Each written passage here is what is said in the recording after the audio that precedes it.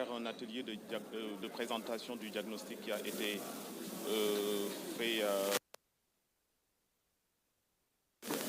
en partenariat avec part, mais aussi le Centre national de la fonction publique locale et de la formation d'autre part. L'objectif a été, dans un premier temps, donc dans la matinée, de suivre une présentation de l'OFNAC sur la corruption de manière générale, mais aussi de manière plus particulière sur le foncier et l'impact que cette corruption peut avoir sur les collectivités locales ou les collectivités territoriales, l'impact que cela peut avoir sur les agents. Donc nous, en structure administrative de la gestion des ressources humaines territoriales, des élus locaux et des agents des collectivités, nous jouons un rôle central, dans la mise en œuvre de ces recommandations sorties ce matin, des échanges qu'on a eus avec l'OFNAC, mais aussi avec M. K, le conseiller qui est magistrat et conseiller à la présidence de la République. Donc nous, en tant que centre, notre rôle aujourd'hui, c'est d'une part de lutter contre cette corruption active des collectivités dans ce qu'on appelle la gestion des statuts, des carrières, mais aussi de tout ce qui tourne autour de notre mission en gestion de ressources humaines territoriales, mais aussi de participer à la formation de nos élus afin de minorer ces risques de corruption, mais aussi de les bannir impérativement dans le cadre de la vision 2050 sortie du nouveau référentiel présenté par étant aujourd'hui les risques de corruption et de lutter contre cette corruption qui dans tous les domaines, plus particulièrement dans le domaine du foncier.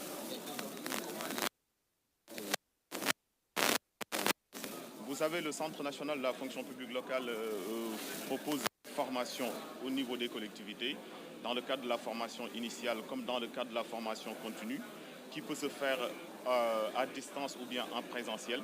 Et nous, aujourd'hui, dans le cadre de notre plan de développement annuel, il est prévu une tournée nationale auprès de ces collectivités pour sensibiliser, mais aussi pour échanger avec eux sur les travaux sortis, tirés en tout cas de ce diagnostic. Ensuite, de leur proposer des modules de formation qui leur seront accessibles et qui leur permettront de former leurs agents dans des domaines précis, notamment dans le domaine de la lutte contre concernant le foncier. Le suivi et l'évaluation se fera impérativement par notre service de formation qui propose la formation, aussi de la collaboration qui naîtra à partir d'aujourd'hui, de notre partenariat entre la GIZ, mais aussi l'OFNAC qui sera désormais du Centre national de la fonction publique locale et de tous les acteurs de l'État qui doivent veiller au respect des règles, mais aussi au respect en matière de corruption. John Ndiaye, chef du département de prévention de l'OFNAC. Quel est le regard de l'OFNAC à travers ce conseil? Cette initiative est à saluer doublement du fait que c'est une continuité des actions que l'OFNAC mène sur le terrain, à savoir le diagnostic, à savoir la cartographie des vulnérabilités dans plusieurs secteurs. Et aujourd'hui, on est en train de parler du secteur du foncier, qui a fait l'objet d'une étude commanditée par l'OFNAC.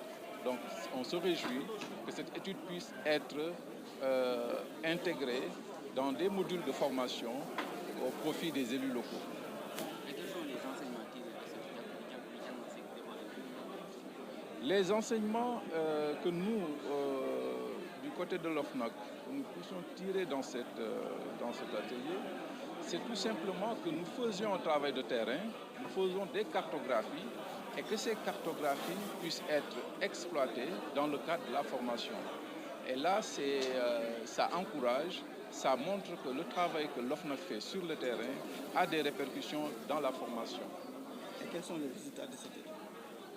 Les résultats de cette étude ont montré énormément de vulnérabilités, comme l'a présenté monsieur le magistrat Moustapha Ka. Il a présenté un diagnostic quand même assez exorbitant qui montre qu'il y a plein de vulnérabilités que l'on peut relever au niveau du secteur foncier. Et sa réponse a été très claire. C'est une volonté politique qui est là, qui doit nécessiter l'accompagnement de tout le monde et la collaboration entre les structures. Et nous sommes heureux aujourd'hui de constater que la collaboration entre le Centre national de formation de la fonction publique locale s'associe avec l'OFNAC et la ZZ pour mettre en place ce module de formation.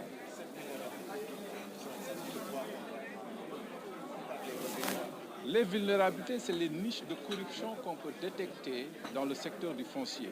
Et comme vous le savez, c'est un secteur en ébullition et que chaque jour, on parle de corruption dans ce secteur. C'est pour cette raison que je pense qu'on va continuer le travail au niveau de l'OFNAC à cartographier de nouvelles vulnérabilités parce que le monde évolue et les vulnérabilités sont des réalités qui changent, des réalités mutantes. Donc c'est à nous aussi, de notre côté, au niveau de l'OFNAC, d'améliorer, de continuer le travail que nous avons entamé dans ce secteur et de proposer de nouvelles recommandations qui seront mises en œuvre dans le cadre de formation. François Dion-Ndiaye, chef du département de prévention de l'OFNAC.